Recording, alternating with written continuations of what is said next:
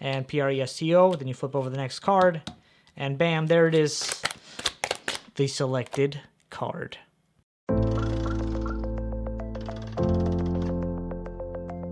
What's going on, guys? CardMechanic here, and today I'm going to be teaching you a self-working card trick where the spectator sets up the deck for you.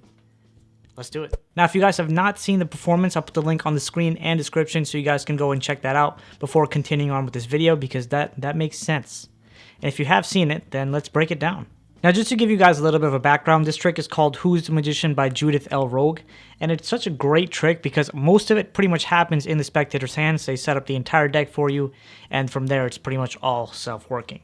So, starting off, you need a deck of 52 cards. Not 53, not 54, not 55, not 10. 52 cards. Now, once you have this deck of 52 cards, you want the spectator to split the deck into two piles of 26. Now, you can do this in any way you choose, but the easiest way is to hand the deck over to the spectator, have them shuffle it, and then deal off cards one at a time into those two piles. But of course, this can get boring for certain people, and it's just not as much fun.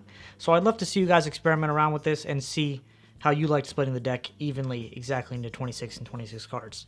But let me actually just split up the deck now. Alright, so now we have 26 and 26 cards. Now from here, you can tell the spectator to select any pile and look at the bottom card. Let's just say they select this pile. And here we have the 10 of clubs. Right, so the pile they selected, you want to take that pile and put that right on top of the other pile that was not selected. And this does two things. One, it sets up the trick for you.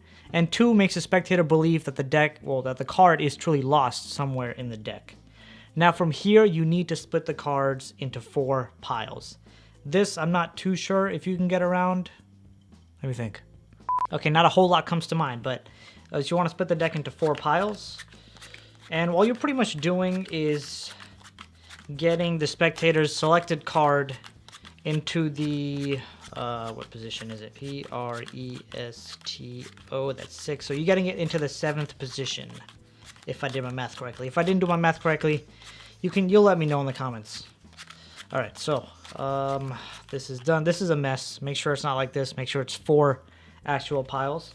But the spectator selected card will always be in the second pile that you dealt to. So it was the 10 of clubs, I think. Yep, right there. So it's going to be the 7th card. 1, 2, 3, 4, 5, 6. 7th card in the second pile. And now all you're doing is some way controlling or some way forcing the spectator to put this card on top of all these piles once they're all piled up together.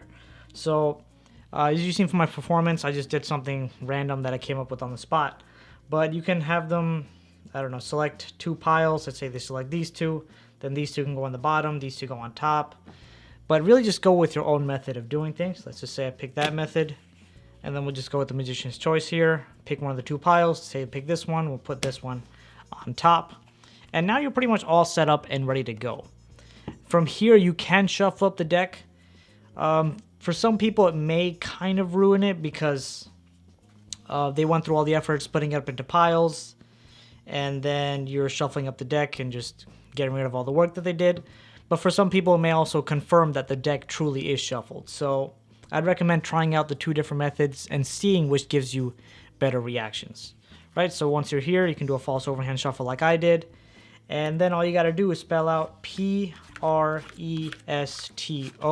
And of course, if the spectator does this, it's going to be a lot more powerful because it's happening in their hands. And Presto, then you flip over the next card. And bam, there it is, the selected card. And there you have it, a self-working card trick where the spectator pretty much does all the work themselves. If you want to go check out more tricks like this, make sure to go check out that video right there because it's the same concept and you're going to enjoy it. So I'll see you there. Peace out.